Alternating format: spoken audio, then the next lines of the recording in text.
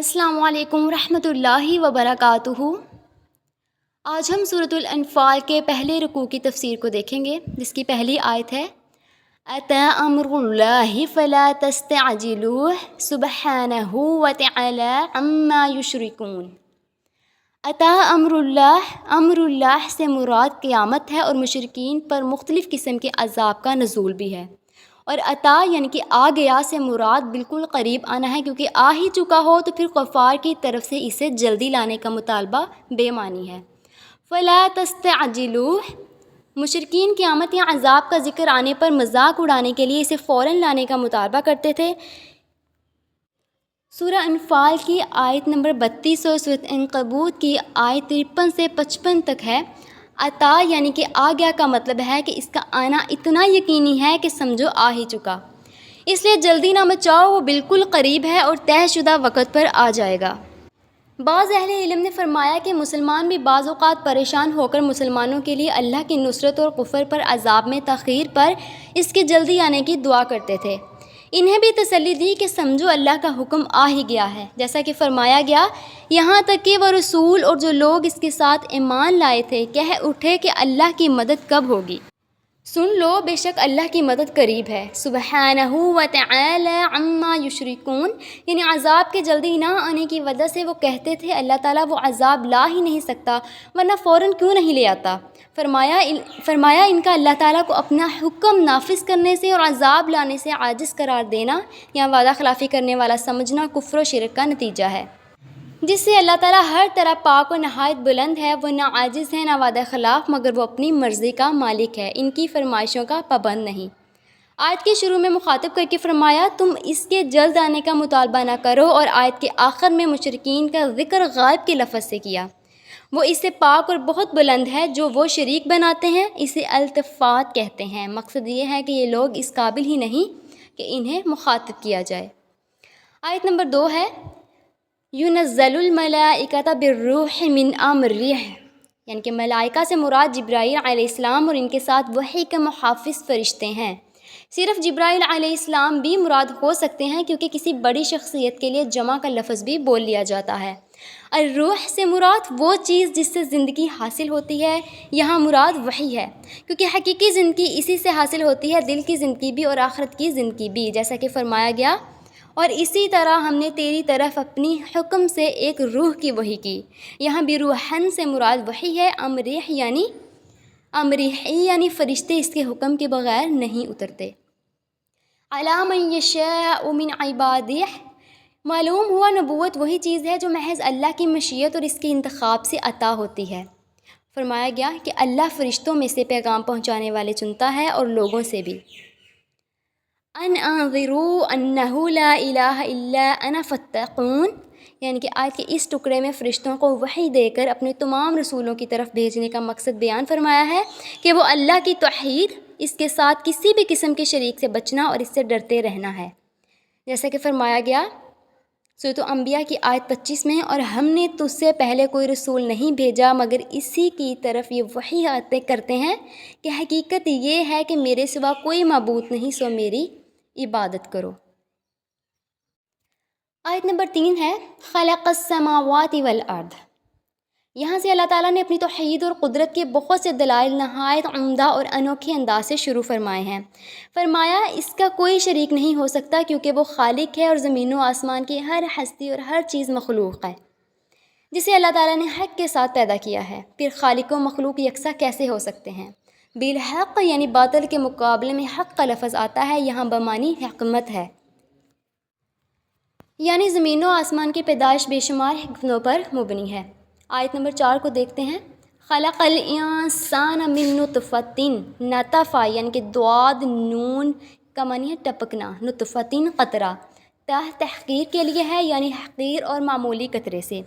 خصیم یعنی مبالغے کا صیغہ ہے۔ زمین و آسمان کے بعد ان میں پیدا کردہ چیزیں توحید کی دلیل کے طور پر پیش فرمائیں۔ سب سے پہلے انسان کا ذکر فرمایا، یہی بات سورہ یاسین میں تفصیل سے بیان کی گئی ہے۔ فرمایا اور کیا انسان نے نہیں دیکھا کہ بے شک ہم نے اسے ایک قطرے سے پیدا کیا تو اچانک وہ کھلا جگرنے والا ہے، اور اس نے ہمارے لیے ایک مثال بیان کی ہے۔ اور اپنی پیدائش کو بھول گیا۔ اس نے کہا کون ہڈیوں کو زندہ کرے گا جب کہ وہ بسیدہ ہوں گی۔ اذا فجائیہ اچانک کے معنی میں آتا ہے، یعنی ایسی عجیب چیز کا وجود میں آنا جس کا وہم و گمان بھی نہ ہو۔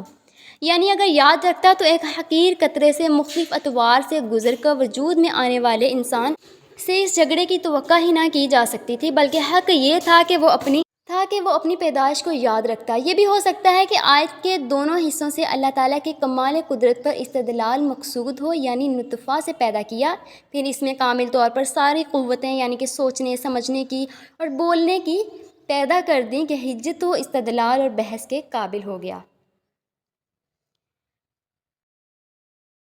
آیت نمبر 5 ہے وَالْأَنْعَامَ خَلَقَهَا لَكُمْ فِيهَا دِفْعٌ۔ الانعام نعم یعنی کہ نون اور عین کی فتح کے ساتھ کی جمع ہے۔ اونٹ، گائے، بھیڑ، بکریاں۔ دفعٌ گرمی، یہ سردی سے ٹھٹرنے کے مقابلے میں استعمال ہوتا ہے۔ ما یدفع بہ جس کے ساتھ گرمی حاصل کی جائے، جیسا کہ میلن جس کے ساتھ کسی چیز کو بھرا جائے۔ چوپاؤں کا ایک خاص فائدہ ان کی اون اور بالوں سے گرمی مہیا کرنے والا لباس، اس کی اہمیت کے پیش نظر پہلے ذکر فرما کر عام فوائد کا ذکر بعد میں فرمایا۔ ومنافع اور بہت سے فائدے ہیں، مثلا سواری کرتے ہو، ہل چلاتے ہو، پانی کھینچتے ہو، ان کا گوبر جلاتے ہو، کھیتوں سے بطور کھاد ڈالتے ہو، انہیں بیچ کر ضرورت کا ہر سامان خریدتے ہو، یعنی دودھ، دہی، ان سے بننے والی بے شمار چیزیں اور گوشت، الغرض ان میں تمہارے کھانے کا سامان بھی ہے۔ آیت نمبر 6 ہے وَلَكُمْ فِيهَا جَمَالٌ۔ جمال یعنی خوبصورتی، یہ کرم سے مصدر ہے۔ رجل جمیل خوبصورت آدمی، تو ریحون یہ ارحت افعال سے مضارع ہے، یعنی کہ شام کو لانا۔ تسرحون یعنی صبح چرانے کے لیے لے جاتے ہو۔ تریحون یعنی شام کو گھر لانے کا منظر زیادہ خوبصورت ہوتا ہے کیونکہ جانوروں کے پیٹ بھرے ہوتے ہیں اور وہ تر و تازہ اپنے مالک کی خوشی کے باعث ہوتے ہیں، اس لیے اسے پہلے ذکر فرمایا۔ ایک جمال یہ بھی ہے کہ ان کی کثرت سے ان کے مالک کی دولت مندی کا اظہار ہوتا ہے، اور دنیا میں دولت خود ایک جمال ہے۔ آیت نمبر 7 میں ہے وَتَحْمِلُ أَثْقَالَكُمْ إِلَى بَلَدٍ لَمْ تَكُونُوا بَالِغِيهِ۔ یہ بات قرآن میں کی گئی کئی جگہ پر جو ہے آئی ہے، مثلا سورۃ المؤمنین، سورۃ المومن، سورۃ یاسین، سورۃ الزخرف۔ آیت نمبر 8 کو دیکھتے ہیں وَالْخَيْلَ وَالْبِغَالَ وَالْحَمِيرَ لِتَرْكَبُوهَا زِینَةً مفعول ہے۔ وَيَخْلُقُ مَا لَا تَعْلَمُونَ یعنی ان جانوروں کے علاوہ جن کا ابھی ذکر ہوا، اللہ تعالیٰ تمہارے لیے وہ چیزیں پیدا کرتا رہے گا جو تم نہیں جانتے۔ اس میں وہ بے شمار حیوانات بھی شامل ہیں جو اللہ تعالیٰ نئے سے نئے پیدا کرتا رہتا ہے، کبھی مختلف نسلوں کے ملاپ سے، کبھی اثر نوصحراؤں، جنگلوں، سمندروں میں اور انسانوں کی تجربہ گاہوں میں، اور قیامت تک ایجاد ہونے والی سواریاں اور مشینیں بھی جو آیت کے نزول کے وقت موجود نہ تھیں، جن میں گاڑیاں، ہوائی جہاز اور انجنوں سے چلنے والی بحری جہاز وغیرہ سب شامل ہیں، اور اللہ ہی بہتر جانتا ہے کہ مزید کیا کیا ایجادات ہوں گی۔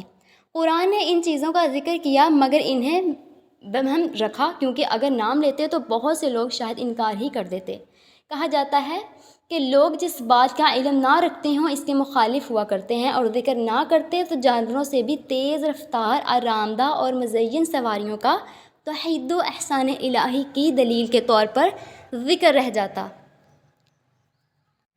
جو سبحان الذی سخر لنا ھذا کی جانوروں سے بھی بڑھ کر مصادق ہیں۔ اور صاحب ظلال القرآن لکھا ہے کہ اللہ تعالیٰ نے یہ اشارہ اس لیے بھی کر دیا کہ لوگ نئی ایجادات پر سواری میں حرج نہ سمجھیں، کہ ہمارے بزرگ تو اونٹوں گھوڑوں پر ہی سواری کرتے رہے ہیں، اور قرآن میں انہی کا ذکر ہے۔ خچر و گدھے کے گوشت کی حرمت پر تو سب کا اتفاق ہے، البتہ گھوڑے کے گوشت میں اختلاف ہے۔ رسول اللہ صلی اللہ علیہ وآلہ وسلم سے صحیح احادیث میں اس کا حلال ہونا ثابت ہے۔ بعض لوگ جو اسے حرام سمجھتے ہیں، ان کا کہنا ہے کہ اللہ تعالیٰ نے یہاں ان تینوں جانوروں کو سواری کے لیے دوسرے جانوروں سے الگ ذکر فرمایا ہے۔ اگر ان کا کھانا حلال ہوتا تو سواری کے ساتھ انہیں کھانے کی نعمت کا ذکر ضرور ہوتا۔ یہ دلیل اگر درست مانی جائے تو پہلے جانوروں کے فوائد میں سواری کا ذکر نہیں تو ان پر سواری جائز نہیں ہونی چاہیے۔ رسول اللہ صلی اللہ علیہ وآلہ وسلم نے خیبر کے موقع پر اسے حرام فرمایا اور اسی موقع پر گھوڑے کے حلال ہونے کو برقرار رکھا۔ چنانچہ صحیح بخاری میں جابر رضی اللہ تعالیٰ عنہ سے روایت ہے کہ رسول اللہ صلی اللہ علیہ وآلہ وسلم نے گھریلو گدوں کے گوشت سے منع فرمایا ہے اور گھوڑوں کی اجازت دی ہے۔ علاقہ قاسمی فرماتے ہیں کہ ابو داؤد و نسائی وغیرہ میں خالد بن ولید رضی اللہ تعالیٰ عنہ جو حدیث مروی کہ رسول اللہ صلی اللہ علیہ وآلہ وسلم نے درندوں میں سے ہر کچلی والے جانوروں اور گھوڑوں، خچروں اور گدوں کے گوشت سے منع فرمایا ہے۔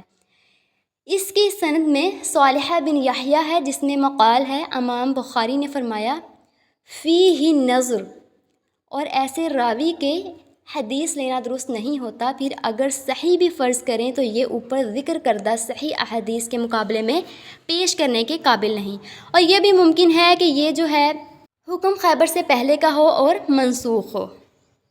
بعض نے کہا ان کے نزدیک کراہت تحریمی ہے اور بعض نے کہا تنزیہی ہے۔ البتہ اس کے دودھ سے متعلق کہا گیا ہے کہ اس میں کوئی حرج نہیں، کیونکہ اس میں اعلیٰ جہاد گھوڑوں میں کمی واقع نہیں ہوتی۔ اس سارے کلام سے گھوڑے کا اور گدھے اور خچر کا فرق واضح ہو رہا ہے، اور یہ بھی کہ امام ابو حنیفہ کا گھوڑوں کے گوشت کو مکروہ کہنے کی اصل وجہ یہ ہے کہ وہ اعلیٰ جہاد ہیں، ذبح کرنے سے کمی واقع ہوتی ہے۔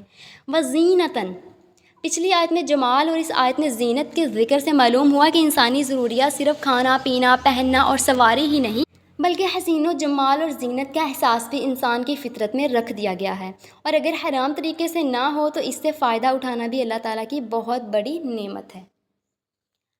لاسٹ میں ہم آیت نمبر 9 دیکھتے ہیں وَعَلَى اللَّهِ قَصْدُ السَّبِيلِ۔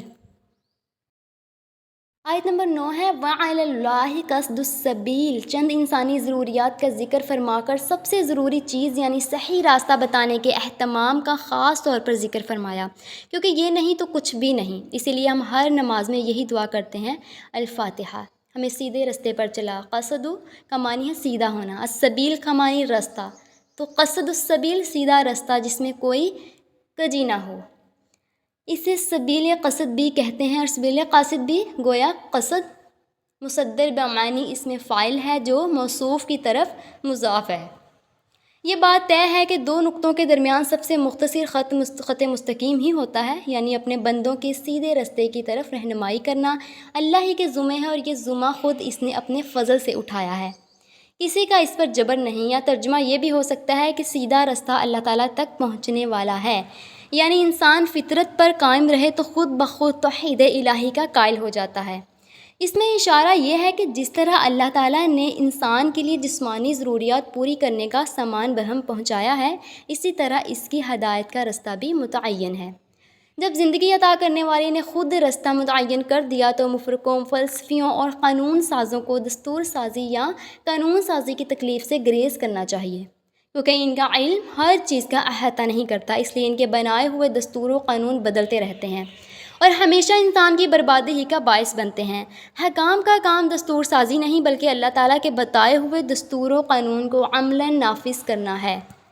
افسوس کہ کفار کی کئی 100 سالہ محنت کے نتیجے میں مسلمانوں کے آخر اللہ تعالیٰ کا منصب خود سنبھال لیا اور خلافت ختم کر کے جمہوریت کے نام پر خود دستور ساز اور قانون ساز بن بیٹھے۔ اب نام ان کا مسلم ہے مگر نظام ان کا اللہ تعالیٰ سے بغاوت اور کفار کے حکم یا اپنی خواہش پر عمل ہے۔ وَمِنْهَا جَائِرٌ، جَارَ عَنِ الطَّرِيقِ، راستے سے ہٹ گیا۔ جائر اسم فاعل ہے، اور وہ تمام راستے جو اللہ کی طرف سے نہیں ہیں، یعنی نہ قرآن سے ثابت ہیں نہ حدیث سے، وہ سب صراط مستقیم سے ہٹے ہوئے ہیں اور انہیں اختیار کرنے والے گمراہ ہیں۔ وَلَوْ شَاءَ لَهَدَاكُمْ أَجْمَعِينَ، مگر اس سے انسان کو پیدا کرنے کا اصل مقصد جو آزمائش ہے وہ فوت ہو جاتا ہے، اس لیے کہ جس حد تک راہ دکھانے کا تعلق تھا وہ تو پیغمبر بھیج کر اور کتابیں اتار کر پورا کر دیا، مگر اس راہ پر چلنا انسان کے اختیار پر چھوڑ دیا تاکہ اس کے اعمال کے مطابق اسے جزا یا سزا دی جا سکے۔ یہ تھی سورۃ الانفال کے پہلے رکوع کی تفسیر۔ امید ہے آپ سب کو سمجھ آئی ہوگی انشاءاللہ۔ جزاکم اللہ خیرا کثیرا۔